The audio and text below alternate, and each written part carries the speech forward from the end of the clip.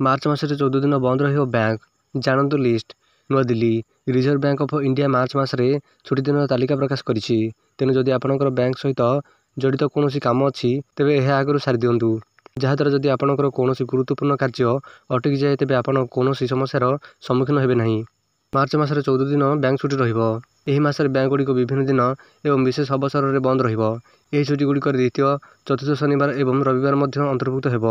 March ମାସରେ ଆପଣଙ୍କର ରାଜ୍ୟରେ ବ୍ୟାଙ୍କଗୁଡ଼ିକ କେବେ କେବେ ବନ୍ଦ ରହିବ ଏଠାରେ ଜାଣନ୍ତୁ। ମାର୍ଚ୍ଚ 2025ରେ ବ୍ୟାଙ୍କ ଛୁଟିର ତାଲିକା। 5 ମାର୍ଚ୍ଚ 2025 ପଞ୍ଚାୟତିରାଜ ଦିବସ ଅବସରରେ ପଞ୍ଜାବ, କିସିମ ଏବଂ ଓଡ଼ିଶାରେ ବ୍ୟାଙ୍କଗୁଡ଼ିକ ଛୁଟି ରହିବ।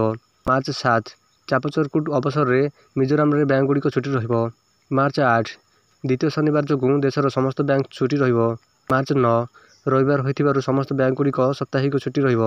ମାର୍ଚ୍ଚ 13 ହୋଲିକା ଦହନ ଏବଂ ଆଟୁକାଲପଙ୍ଗୋଲା ଅବସରରେ ରାଞ୍ଚି, ଲକ୍ଷ୍ନୌ, ନାଗପୁର, ଡେରାଡୁନ ଏବଂ ତିରୁବନନ୍ତପୁରରେ ବ୍ୟାଙ୍କଗୁଡ଼ିକ ବନ୍ଦ ରହିବ। ମାର୍ଚ୍ଚ 14 ହୋଲି ଅବସରରେ ସମସ୍ତ ବ୍ୟାଙ୍କ ବନ୍ଦ ରହିବ। ମାର୍ଚ୍ଚ 15 ୟାଓସାଙ୍ଗ ଅବସରରେ ବିହାରରେ ବ୍ୟାଙ୍କଗୁଡ଼ିକ ବନ୍ଦ ରହିବ। ମାର୍ଚ୍ଚ 16 ରବିବାର ହୋଇଥିବାରୁ ଦେଶର ସମସ୍ତ ବ୍ୟାଙ୍କଗୁଡ଼ିକ ବନ୍ଦ ରହିବ। ମାର୍ଚ୍ଚ 22 ଏହି ଦିନ ବିହାର ଦିବସ ଯୋଗୁଁ ବିହାରରେ ବ୍ୟାଙ୍କଗୁଡ଼ିକ ବନ୍ଦ ରହିବ। ମାର୍ଚ୍ଚ 23 ରବିବାର ହୋଇଥିବାରୁ ସମସ୍ତ ବ୍ୟାଙ୍କରେ ସାପ୍ତାହିକ ଛୁଟି ରହିବ। ମାର୍ଚ୍ଚ 27 ଶବେ କଦ୍ର ଅବସରରେ ଜାମ୍ମୁ ଏବଂ ଶ୍ରୀନଗରରେ ବ୍ୟାଙ୍କଗୁଡ଼ିକ ବନ୍ଦ ରହିବ। ମାର୍ଚ୍ଚ 28 ଜମାତ ଉଲ ବିଦା ଅବସରରେ ଜାମ୍ମୁ ଏବଂ ଶ୍ରୀନଗର ବ୍ୟାଙ୍କଗୁଡ଼ିକ ବନ୍ଦ ରହିବ। ମାର୍ଚ୍ଚ 31 ରବିବାର ଯୋଗୁଁ ଦେଶର ସମସ୍ତ ବ୍ୟାଙ୍କଗୁଡ଼ିକ ବନ୍ଦ ରହିବ।